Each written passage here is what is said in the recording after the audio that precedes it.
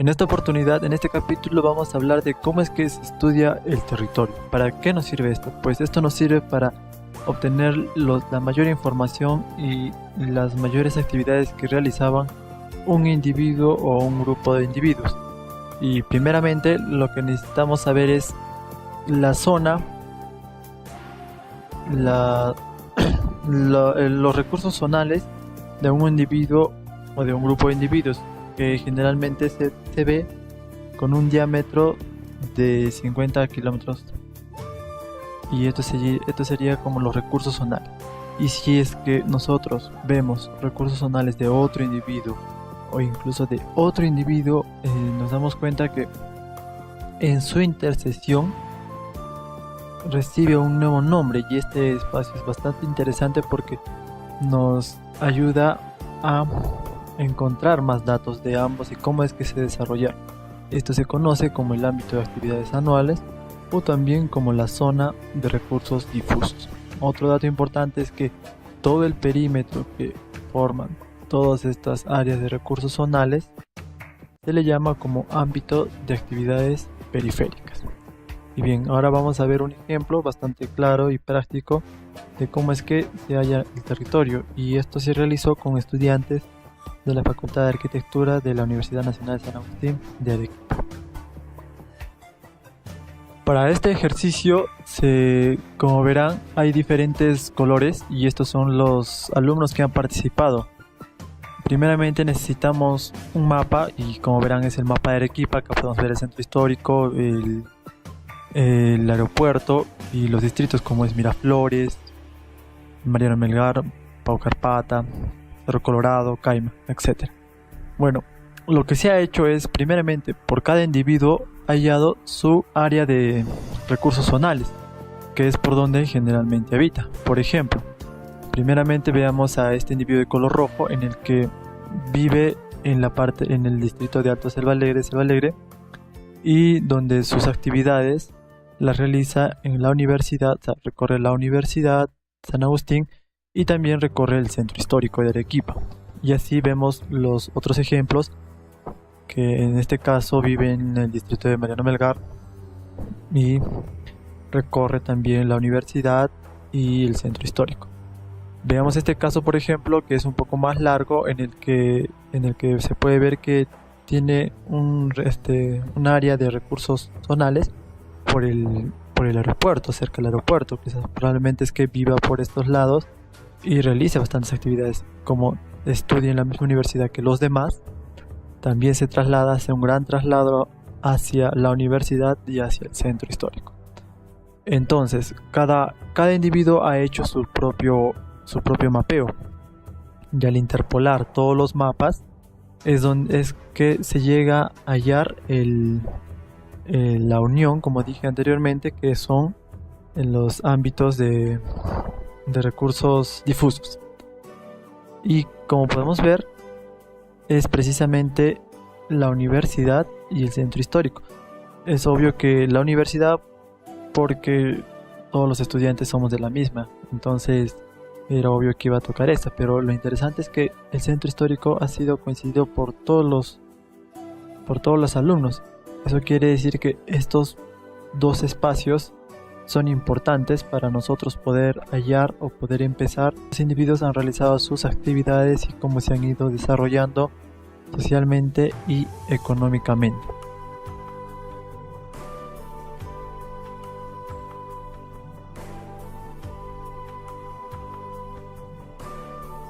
En el siguiente capítulo veremos ahora cómo se fue dando la evolución de la configuración de los distintos asentamientos urbanos que se fueron dando en el Perú. Y vamos a empezar con lo que es Santo Domingo. Santo Domingo se encuentra en la península de Paracas, en Ica, y fue considerada una de las primeras aldeas en el Perú.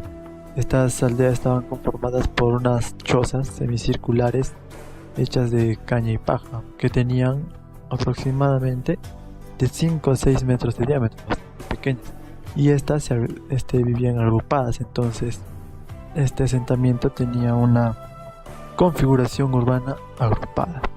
A continuación veremos lo que fue Real Alto.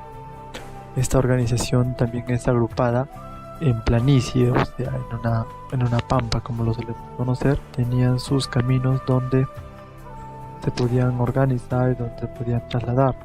Poco a poco empezó a aparecer a lo que veremos más después como el Ushnu. El Ushnu se conoce a una plataforma más elevada en la que se representa al lugar donde están los dioses, ¿no? Como en este caso son los Apus. Más adelante se le va a llamar también como el Hanan Pacha, el lugar alto donde están los dioses, y el lugar medio donde están las personas es el Kai Pacha y el Uku Pacha, donde son plataformas ya más inferiores que las veremos a continuación. Por consiguiente veremos lo que es el paraíso, otro asentamiento en el que este asentamiento está dividido por unidades. A lo largo de todo su territorio tienen alrededor de unas 5 unidades. Primera unidad tiene una organización en retícula. También podría decirse que tiene una organización en U. La mayoría de las unidades son así. Tiene un ingreso en la que se eleva, quiere decir que esto de acá era considerado como Anampacha. A continuación también podemos ver lo que es Tabla de Lurín. Tabla de Lurín es otro asentamiento que tiene una organización como arreglos celulares en planicie. ¿Qué significa arreglos celulares? Que su organización, su circulación está basada mediante gráficos o jeroglíficos que ellos hicieron a continuación. Sus terrenos eran en terrazas. Sus viviendas eran semi excavadas y también tenían tumbas enterradas y en pozo. Cerro Culebras también es otro asentamiento en donde su organización es mediante andenerías en forma íntegra en ladera. Posee una parte central, como se ve acá, una parte bastante configurada en la que está el templo, o sea, lo más alto, que sería el Hanan Pacha, donde se iba a ver a los dioses. Este templo, como ven, está elevado y más abajo están las viviendas, que sería el Kai Pacha. No solo la vivienda estaba en esta misma organización, sino también se consolidaban a los alrededores y en ladera. A continuación veremos lo que es Chilca. Tiene una organización concéntrica, agrupada también. Luego veremos el Áspero. Tiene una organización lineal, como se puede ver en un mapa más alejado.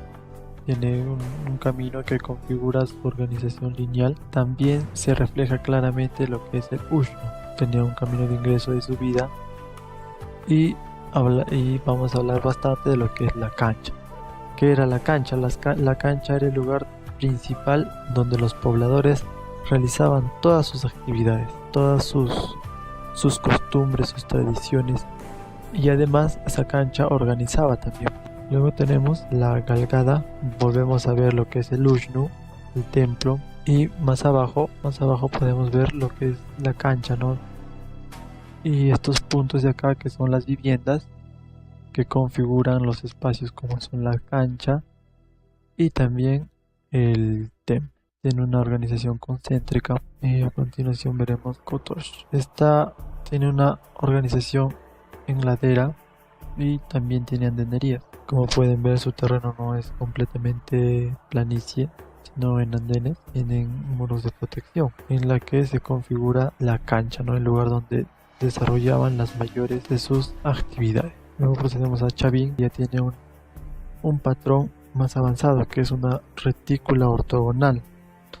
Recapitulando, en los primeros asentamientos eran organizaciones agrupadas en laderas complejas, organizaciones lineales de arreglos celulares también, como hemos visto, aldeas fortificadas en corredor, y poco a poco aparecen las retículas. Esta es una retícula ortogonal, quiere decir que su configuración está principalmente por ángulos de 90 grados. Es una configuración bastante recta donde se puede ver más claramente los templos. Se puede definir el Hanan Pacha, el Kai Pacha y el Uku Pacha mediante sus plataformas elevadas y deprimidas. Podemos ver acá también lo que es la cancha, la configuración de la cancha como un espacio de actividades de los asentamientos. Solo esta parte de Chavín es el lugar principal.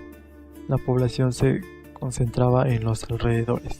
tenemos a Río Seco de León también, que se puede ver que es en ladera. Tiene su centro religioso que está en lo alto y las viviendas va bajando en la cancha alrededor la cancha configurando el espacio. Tenemos a Chocoltaja, que es en andenería. Como puede verse en la vista, estas andenerías hacían que las viviendas sean semi excavadas. A continuación veremos lo que es Tajahuana. Esta Tajahuana tenía murallas, tenía su centro religioso, un ushnu elevado, viviendas a los alrededores y la cancha por todo alrededor. También tenemos al Cerro Cordero, donde se ve más claramente su organización y un retícula, incluso un retícula ortogonal con viviendas rectangulares. Se ve su centro religioso, su cancha, que está bastante definida. Y así rápidamente vemos lo que es Media Laja, que tiene arreglos celulares, que es una configuración un poco anterior a las que hemos ido viendo, y tiene también su conformación de las canchas. Luego tenemos a Tiahuanaco, ya avanzando, tiene una retícula simple en la que se puede ver también claramente el ushnu, el Canampacha, el Caipacha, el Lucupacha, y acá aparecen lo que son los puertos del sol, de la luna, los templos, los monolitos, la Capana, que sería el ushnu. Ya para terminar tenemos a Chan Chan, que es una retícula ortogonal, su organización, y donde se configura también claramente la cancha, ¿no? Alrededor de las viviendas, alrededor de los templos. Ya casi por terminar tenemos a Pachacamac, que tiene también una retícula simple, no es completamente ortogonal. Finalmente tenemos a Pizar y a Cusco en el Tahuantinsuyo, que son organizaciones en andenes. Tienen su Anampacha, su Caipacha, su Yucupacha, en la que se puede ver cómo están configuradas las viviendas semi excavadas. Tiene una organización en U. Finalmente no Cusco en el Tahuantinsuyo, que ya es mucho más complejo, tiene diferentes partes, diferentes nombres. Esta parte tiene una configuración de retícula simple. Como se puede notar acá, el Hanan Cusco quiere decir la parte alta de la ciudad de Cusco, y en la parte mucho más alta se encuentra Sacsayhuamán, que era un templo. En este pequeño ejercicio práctico veremos cómo es que se puede constatar la evolución que tuvieron los diferentes asentamientos del Perú de acuerdo a su organización. Primeramente se ordenó cómo fueron las organizaciones, cómo fueron apareciendo de acuerdo a su antigüedad, como la agrupada, la más antigua, y las retículas y la cuadrícula como las más modernas. Para este caso, por cada asentamiento, como se puede ver acá y como se ha visto anteriormente, se le agrega un número. Estos números lo hallan los grupos de estudiantes, que se dividen en 6, un grupo de 30 alumnos que se dividieron en 6 subgrupos, y hallaron entre ellos, con un análisis grupal, a qué número de organización pertenece.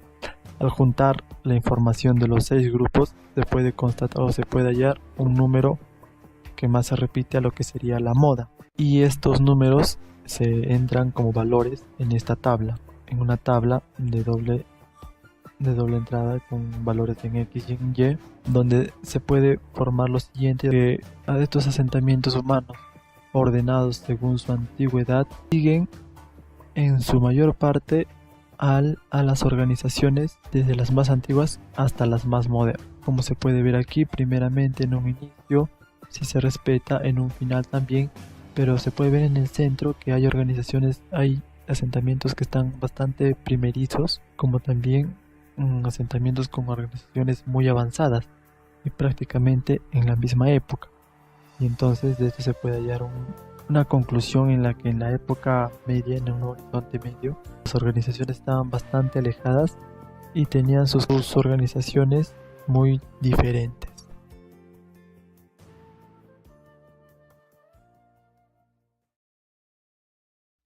Podemos empezar primeramente con la arquitectura protohispánica, en la que podemos ver que su planta de cancha andina, su organización, sigue conservando la cancha como una sala social exterior, como se ha visto anteriormente, en la que se incluyen algunos asientos que están al lado de las paredes, que se los conoce como poyo. Todas sus habitaciones están separadas, no se ubican juntas.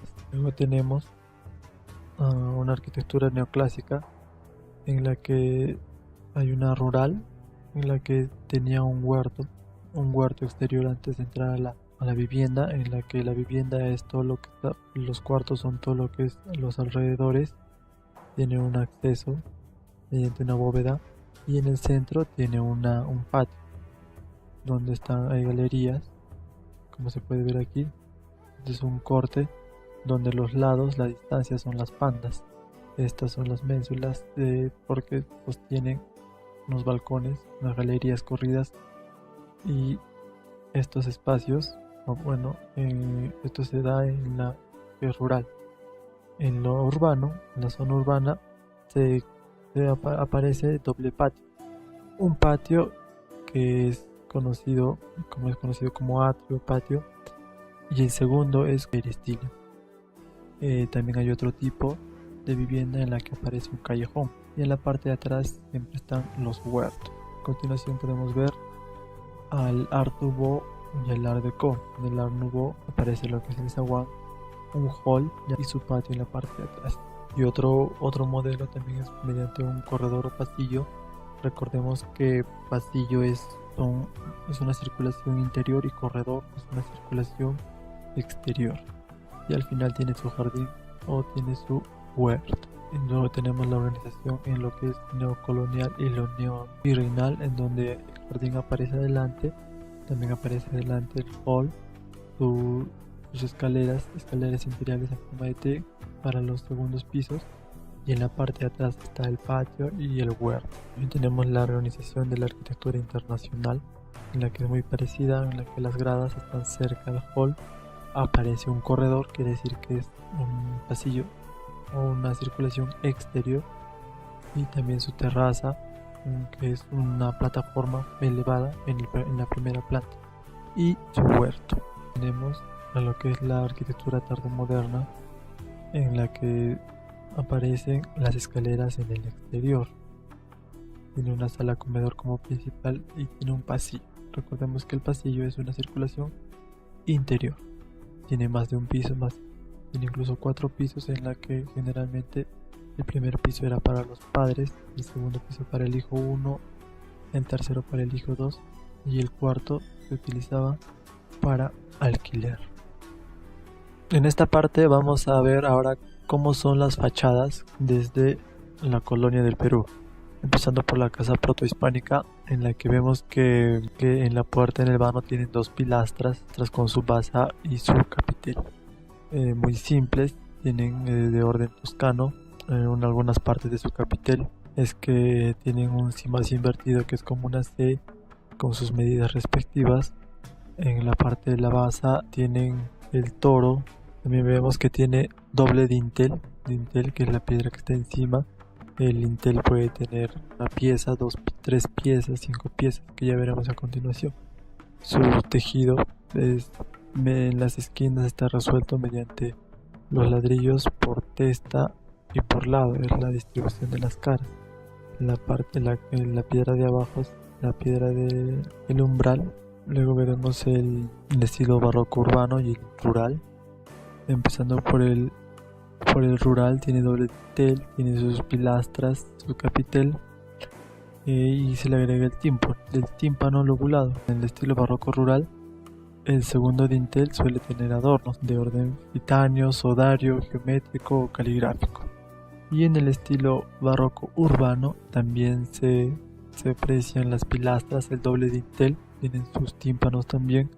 En la parte de abajo tienen sus ánforas con modillón, su umbral, y en la ventana también posee sus pilastras con su doble lintel, sus cornisas. Hay un derrame debajo de la ventana con su modillón en forma de cimacio. A continuación también podemos ver el estilo del Renacimiento, en la que se agregan las balaustradas, los balcones. Esos balcones están sostenidos por las ménsulas y arriba van los vanos. Los vanos tienen su tímpano, así como la parte superior, tímpanos triangulares con sus pináculos, las cornisas, sus pilastras con su capitel y su base, y el umbral. En la parte del balcón podemos ver que hay una columnilla, un remate, y la balaustrada está conformada por la baranda y los balaustres. A continuación podemos ver los estilos neoclásico, temprano y medio, en la que se diferencia porque el neoclásico temprano tiene un capitel de orden toscano con cimacio invertido y también posee dentrículos en las cornisas.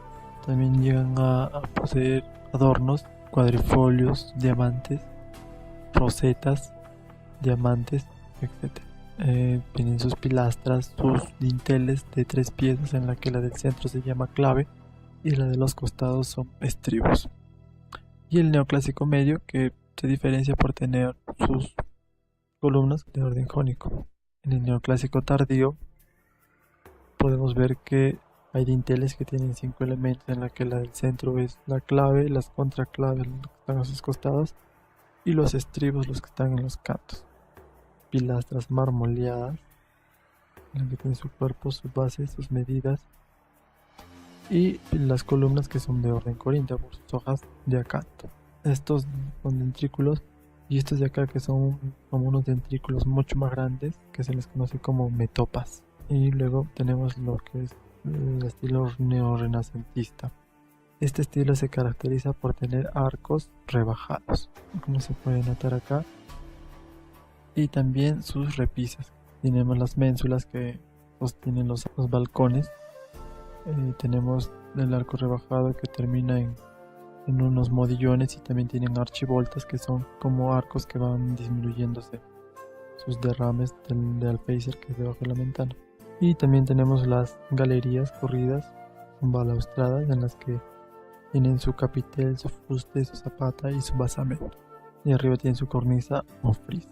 A continuación también tenemos lo que es el Art Nouveau, que se caracteriza por sus balcones, por su arco perfiliano y también por su tímpano. En el tímpano tiene un epígrafe que son las iniciales de los apellidos de quienes viven ahí. Tiene una balaustrada en la parte superior. Tiene pilastras, columnas de orden corintio con sus hojas de acanto en su capitel, su base, sus pilastras, y también en el Art Deco, el estilo Art Deco, en la que se caracteriza por sus columnas que no tienen remate. Tenemos tímpanos triangulares, también con su epígrafe. Como pueden ver, no tiene capitel, tiene también sus balcones. A continuación vemos también lo que es el neogótico. El neogótico se caracteriza por tener los rosetones con vanos circulares, también en la que sus ventanas tienen un parteluz en el centro.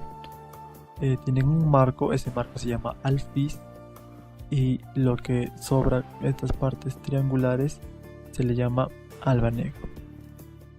Podemos ver las archivoltas otra vez, son como graditas que se van reduciendo en la parte de la puerta. Tenemos los pináculos, el gablete, esta parte de acá, y el zócalo. Sus terminaciones en las esquinas son remates redondeados. A continuación podemos ver el estilo vasco, que se caracteriza por aumentarse un porche. También utilizan el parteluz de forma sogueada. Techo en pabellón, que significa que tiene cuatro aguas y todas son iguales. Y al costado tiene techos dos vertientes. Luego el neocolonial, que tiene un zócalo. Esta parte que no tienen balaustradas se llama alero.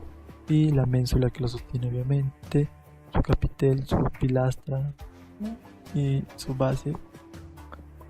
Tenemos vanos simples de doble dintel extendido y su tímpano. A continuación veremos el estilo neovirreinal, en la que podemos destacar las pilastras, el pináculo, los pináculos, el decorado en todo el dintel con pináculos y con tímpano circular. Tiene cimacios en los alféizar. Cimacios, son derrames en forma de cimacios debajo de los vanos. Y tiene sus pilastras de órdenes gigantes también. A continuación el estilo buque.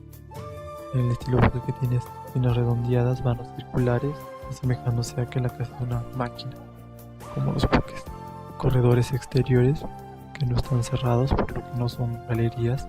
Unos dinteles rectos, el alero y su porche, un estilo de porche. También tenemos el eclecticismo, que es muy similar, solo que tiene adornos la parte del zócalo con diamante. Tiene sus cornisas, una cornisa, un pretil y sus vanos, que son uno entre esos cuatro, de acuerdo a sus divisiones de acero verticales. Y para terminar tenemos el estilo internacional, que se compone básicamente por línea, plano y volumen.